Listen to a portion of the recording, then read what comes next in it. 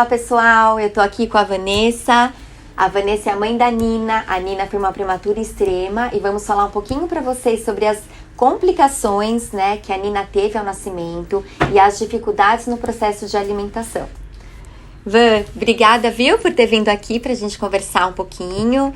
Então, conta um pouquinho como foi o nascimento da Nina, as complicações que ela teve. Eu que agradeço, primeiro, o convite.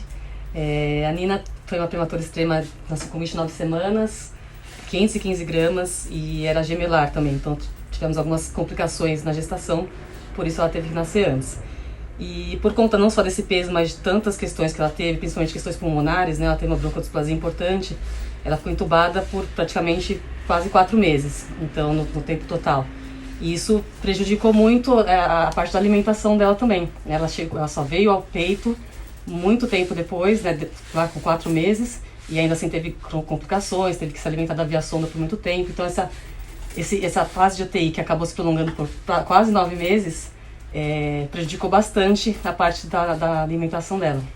Sim, e é importante a gente falar que quando um bebê prematuro tem muitas complicações, ou seja, a questão da broncodisplasia, a questão da intubação, o tempo prolongado de intubação, a questão das condições médicas, né, Van, e dos procedimentos médicos realizados com a bebê, né, pela intubação ou por aspiração, um bebê que é muito manuseado, eles acabam tendo uma relação negativa com a boquinha, né, um estímulo que não é tão prazeroso, porque eles perderam, né, ao nascimento a oportunidade de vivenciar uma experiência positiva com a boca, né? Ou seja, na amamentação, ou seja, pela mamadeira, e também a relação da fome e saciedade, né?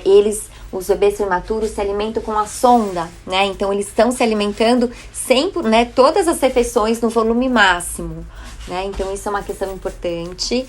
E conta um pouquinho, como é que foi o processo de alimentação dela dentro da UTI neonatal? Isso que você disse fez total sentido para a história dela. No começo ela teve uma questão gastrointestinal importante, então ela teve que ficar sem alimentação enteral, era só para enteral. E aí esse limite máximo era 3 ml a cada 3 horas que ela recebia, que era o máximo que ela conseguia receber até passar todos os problemas que ela teve nessa fase. Quando ela começou a introdução, voltou pela sonda, ficou um tempo sendo só pela sonda. Quando a gente foi introduzir a mamadeira, que aí foi, né, o momento daquela expectativa, porque tinha essa questão da fase oral, como é que ela ia reagir, porque era uma criança totalmente manipulada de forma ruim, né, porque era manipulada só para receber medicação, para ser trocada, enfim. Exato. E aí ela foi muito, muito devagar na mamadeira, a gente com muito cuidado, e ainda assim teve a questão da broncoaspiração. Então ela regrediu tudo novamente depois dos 4 meses, quando foi tentar iniciar a alimentação pela mamadeira. Então voltou a ser entubada, e aí por isso que prolongou essa estadia dela na UTI. Então, o processo, quando a gente voltou a tentar novamente a mamadeira, foi com muita cautela, leite bem espessado, a fono da UTI sempre junto, todas as horas da mamada acompanhada pela fono, para que realmente não acontecesse aquilo novamente.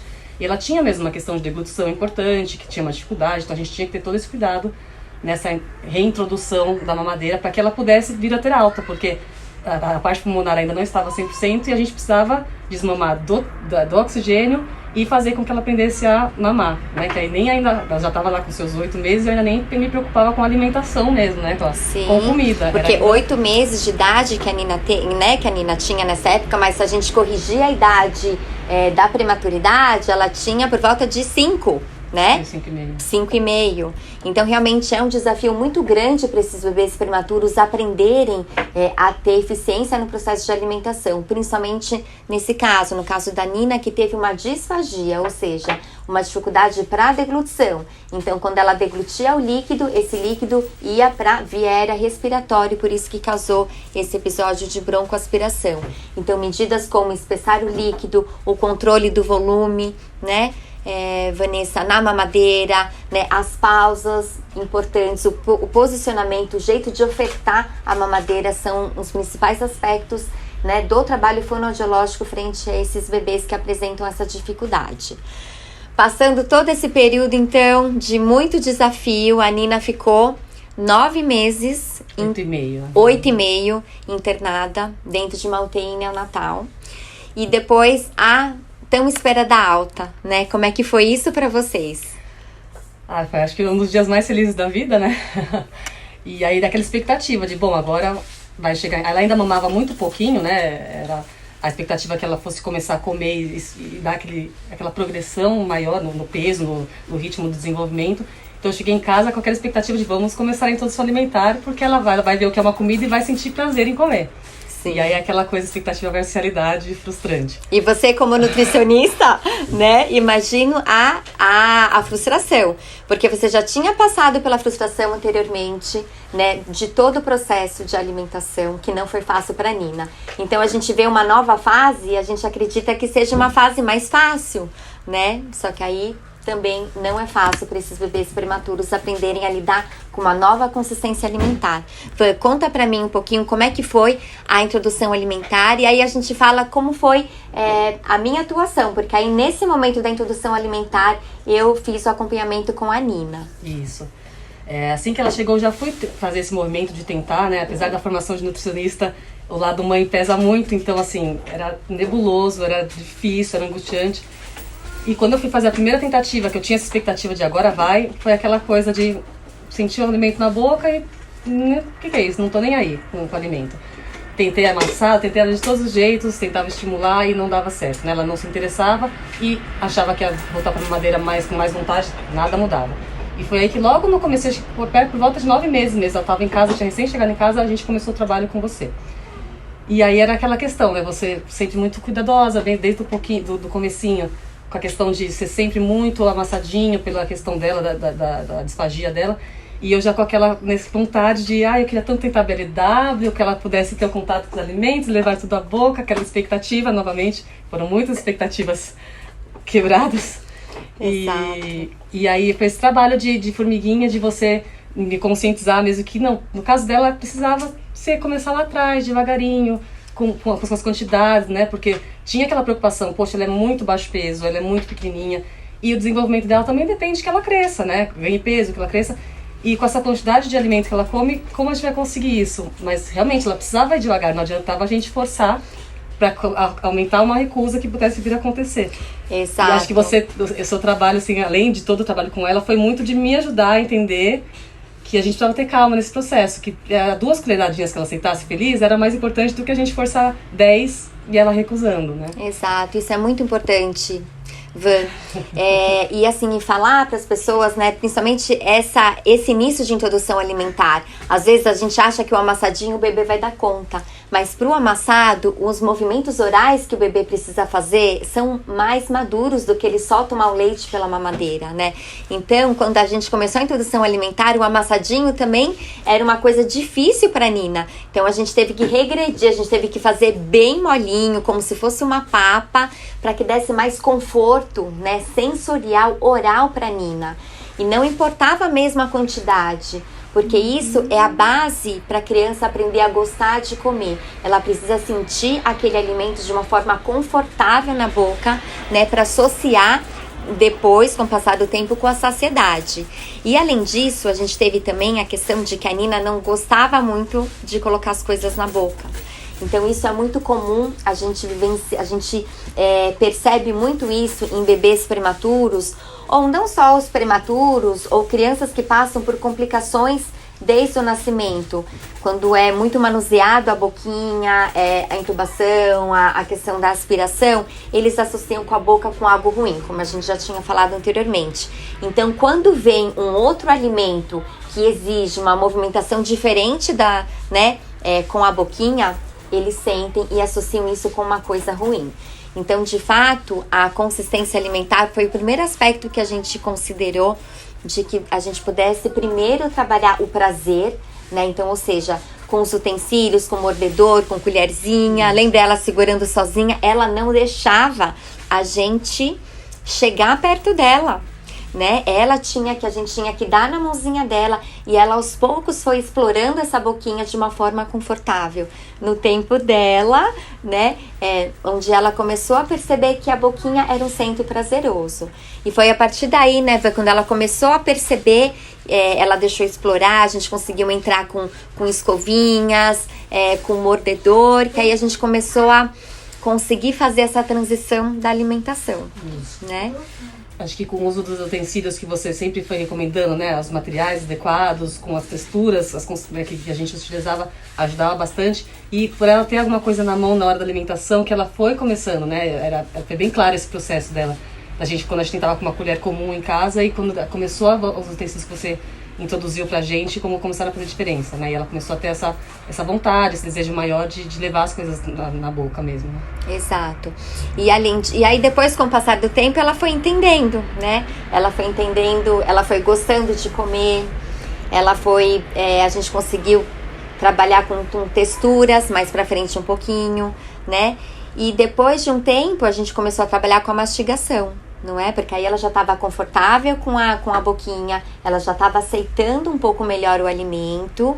E aí, quando ela começou a desenvolver melhor a parte motora, né? Porque a Nina, quando a gente começou o trabalho, ela não sustentava o sentar, ela estava começando com essa parte motora. E a gente sabe o quanto o desenvolvimento motor é importante para os nossos bebês, para a introdução alimentar. Então, quando a gente está diante de um bebê que não sustenta o tronco, né? É muito difícil. Porque aí eu também tenho uma limitação, né, de toda a musculatura oral dessa criança. E além do mais, a gente conseguiu, né, progredir com essa consistência mais pra frente conforme o desenvolvimento da Nina. E uma outra questão, né, foi a quantidade que a Nina ingeria, porque isso também era uma preocupação sua. A gente sempre quer que os nossos filhos comam tudo ali do prato, mas é muito angustiante quando a gente percebe que eles não aceitam tudo. Sim. E de fato a Nina sempre foi uma bebê que comia pouco, né? E como é que foi isso, né, no seu coração? Porque isso é uma coisa muito importante, né? A gente respeitar o quanto que a criança consegue comer. A gente entender que o papel da criança é exatamente esse, mostrar para nós o quanto que ela está saciada, né? Isso a gente não tem como intervir. Fala um pouquinho como é que foi esse seu sentimento. Olha, não foi fácil. Por conta de todas as expectativas, né, que eu comentei, de querer que ela pudesse se desenvolver. E toda a pressão que você vê, né? Para as crianças comendo, o pediatra ali, tem que comer mais, tem que ganhar peso. E você chega lá, sua filha aceita 2 colheradas e já vira boca. Então você fala, não dá 2 colheradinhas. E não é que ela vai depois se entupir de leite. Não, o leitinho era aquela quantidadezinha pequenininha também. Então batia um desespero, né? Então com todas as suas orientações, né? Esses ajustes todos da cadeira, de estar com o pé também, ter o apoio do pé. A gente tentava seguir todas as recomendações, mas na hora de vê-la rejeitando ali, parando ali no seu limite, dava uma angústia, né? Dava uma vontade de insistir. Algumas vezes eu insistia, e aí eu lembrava até, por ter esse conhecimento que a gente não deve insistir, mas aí aquele lado materno de desespero batia sempre, né? Sim. E aí eu tentava, não, vou seguir a orientação, e muitas vezes eu acabava delegando para outra pessoa ficar no meu lugar, porque pra mim era difícil. Sim. Então eu tinha uma rede de apoio, eu tinha uma pessoa que me ajudava também, e eu tinha um irmão, ela tinha um irmão gêmeo, né? Então eu trocava com ele, era um pouquinho mais fácil. Então eu falava, hoje tá difícil pra mim. Então eu tinha essa consciência, eu me sentia mal, porque parecia que eu não estava dando conta, mas eu sabia que talvez naquele momento era o melhor pra ela. Exato. Que outra pessoa que estivesse mais tranquila ficasse com ela naquele momento. E aí a pessoa fazia, muitas vezes conseguia mais do que eu. E eu falava, talvez o problema seja eu. E talvez fosse a minha angústia, estivesse passando pra ela aquilo também, aquele sentimento. E aí eu ficava do lado ali observando, né? Aquela sensação, fingindo que eu não tava nem ali, pra ela também não me perceber. Sim. E com o irmãozinho dela, a gente tentava fazer essas trocas, mas é angustiante ver. Mas ao mesmo tempo, é aquele processo de formiguinha, né? Eu sabia, desde o início, que ia ser demorado. Acho que o processo, com todas as terapias, né? São demorados, são processos longos, né? Enquanto ela fazia fono, ela fazia físio também, TO, enfim. E eu não tinha essa expectativa que fosse de um dia para o outro, mas enquanto está acontecendo é muito difícil você saber esperar. Sim. Então acho que quando a gente pode contar com alguém para fazer esse apoio, né, fica você hoje porque eu não tô conseguindo, também faz muita diferença. Acho que ajudou bastante. Sim.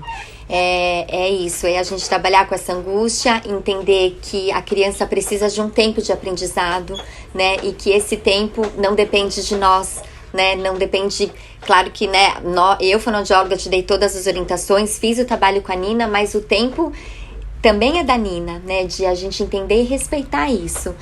E a gente entender também o contexto da alimentação, né? Dela ver vocês comendo, né? Lembra que a gente conversava muito sobre isso? Uhum. De vocês fazerem refeições em família, pra ela se sentir um pouco menos pressionada para comer, né? E com isso a criança vai tendo uma relação diferente, uma relação de amor com o alimento, porque ela tá vendo que os pais estão comendo, né? Outras pessoas estão comendo e ela não é o foco principal ali, né? Entender que a alimentação é muito maior do que simplesmente ter um prato de comida e que a criança coma. A criança precisa ter uma idealização, precisa ter um contexto alimentar, né? E acho que isso vocês conseguiram também implantar de uma forma muito, muito cuidadosa, muito carinhosa, né? Para que a gente conseguisse realmente fazer com que a Nina tivesse uma relação diferente, uma relação de amor com o alimento.